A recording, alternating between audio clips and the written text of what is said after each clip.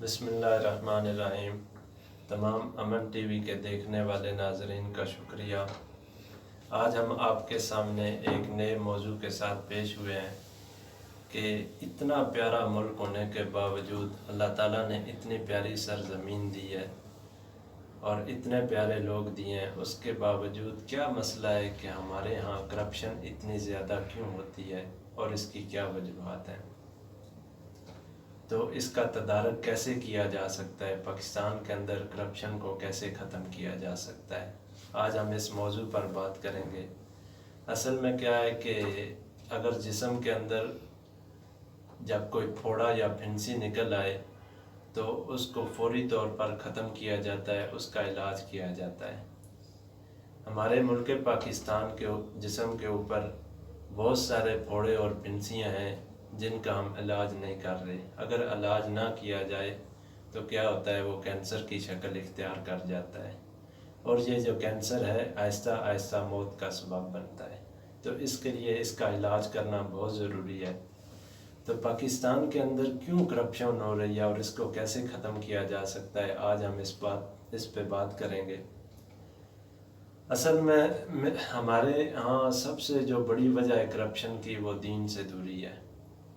ہم اللہ تعالیٰ کے احکامات کو پس پشت ڈال کر ہم اپنی حسد اور اپنے جو ہماری خواہشات ہیں ہم ان کے پیچھے پڑے ہوئے ہیں۔ نبی صلی اللہ علیہ وسلم نے فرمایا، ایک زمانہ آئے گا کہ میری امت کو وہن کی بیماری لگ جائے گی۔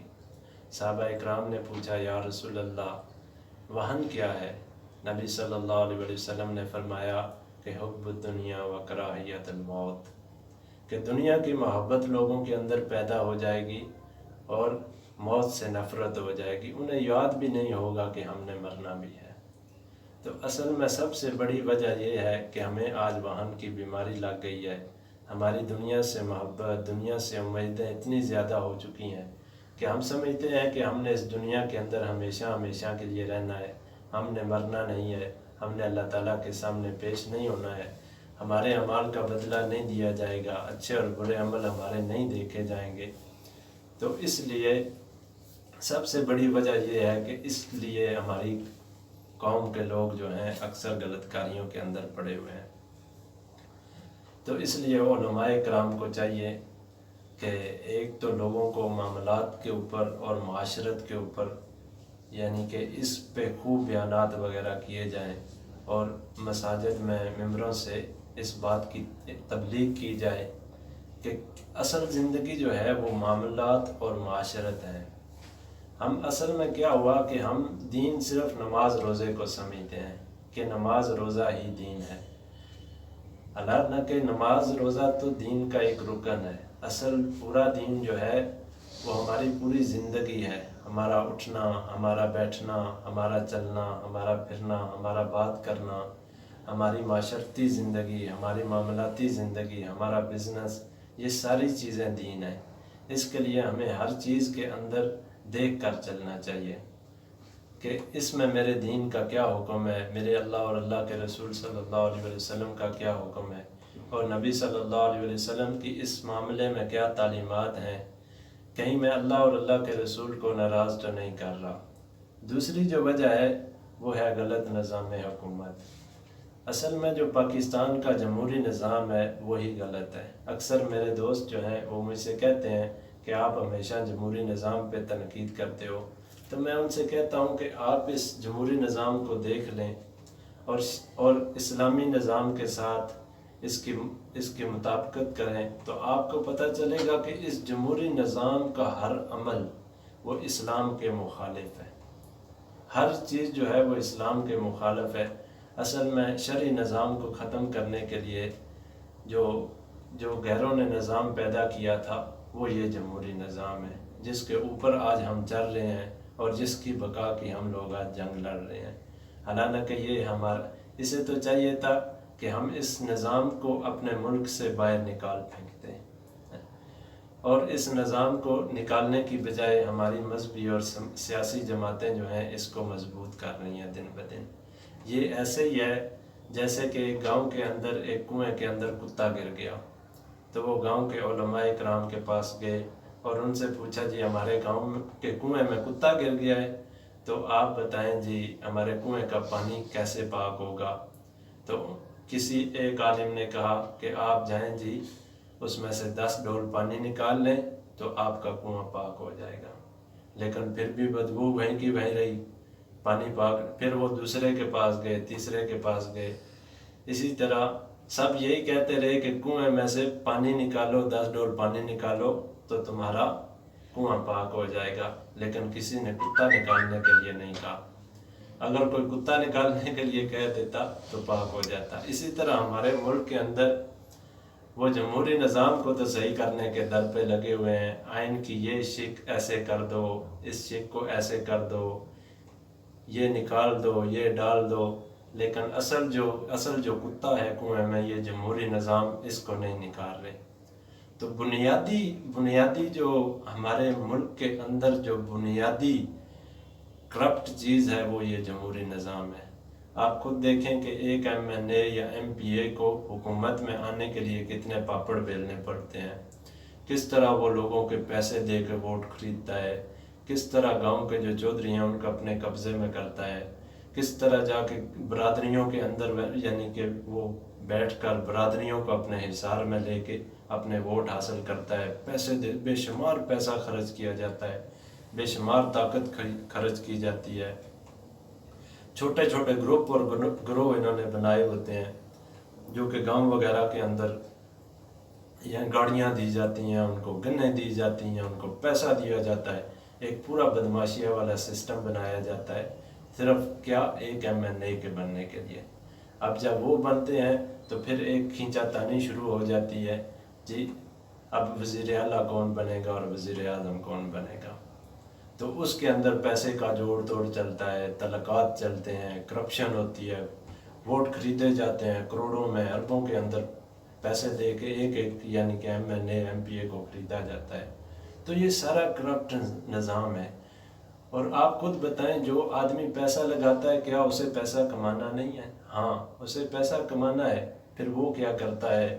وہ جو ہے اپنے کرپٹ سسٹم کے ذریعے سڑکوں کے ٹھیکے اپنے لوگوں کو دیتا ہے، اس میں سے اپنی کک بیک لیتا ہے، اپنے یعنی کہ چیزیں لیتا ہے، اپنے من پسند لوگوں کو دیے جاتی ہیں چیزیں، اور اسی طرح جو ہے بڑے بڑے گھپلے ملک کے اندر ہوتے ہیں۔ اور کیا ہوتا ہے آخر میں اگر کوئی پکڑا بھی جاتا ہے تو تیسری جو بنیادی چیز ہے وہ ہے غلط نظام عدالت۔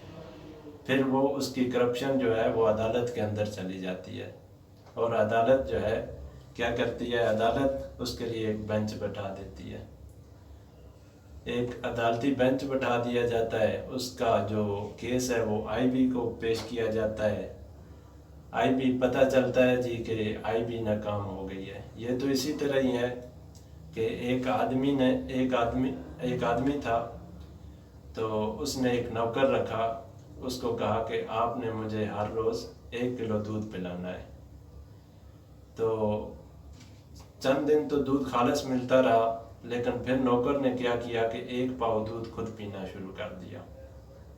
اب وہ 1 پاؤ دودھ خود پینا شروع کر دیا تو مالک کو پتہ چلا کہ یہ جی دودھ کے اندر گڑبڑ ہو رہی ہے۔ تو اس نے کیا کیا؟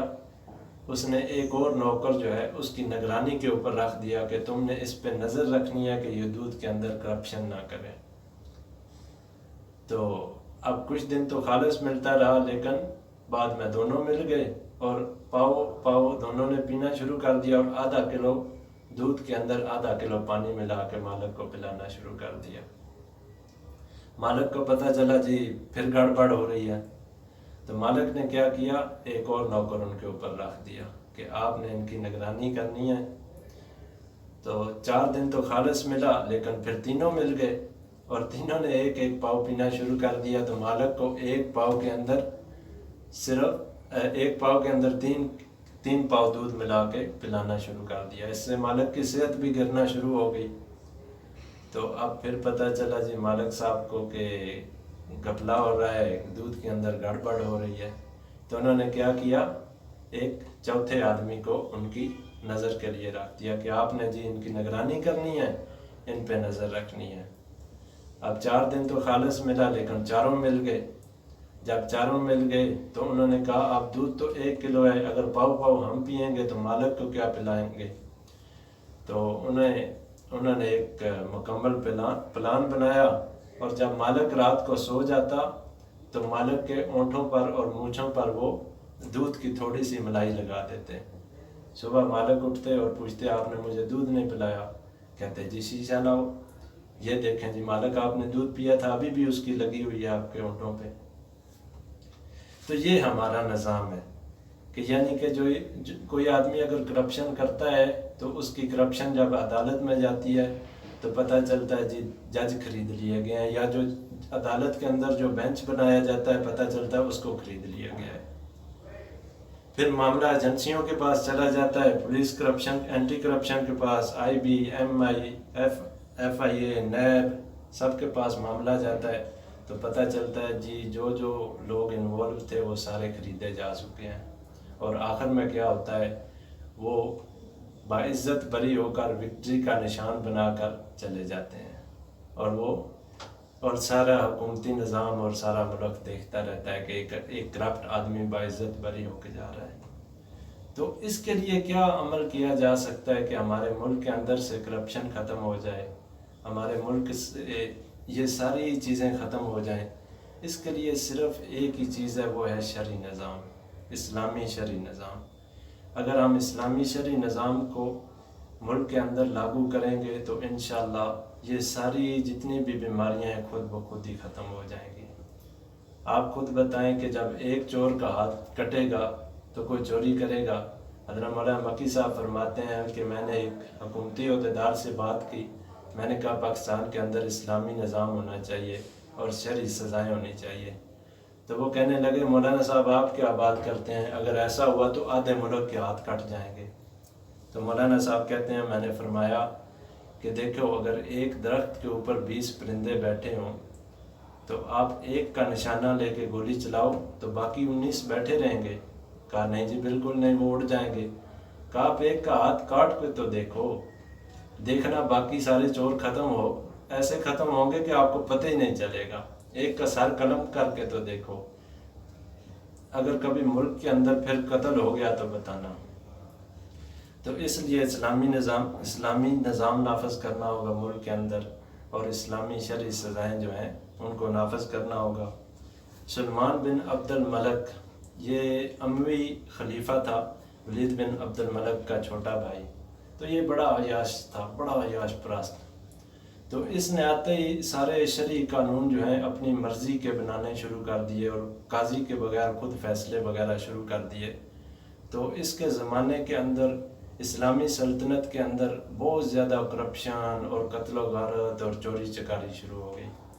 تو یہ جیسے ہی فوت ہوا تو عمر بن عبدالعزیز رحمۃ اللہ علیہ کا زمانہ آیا۔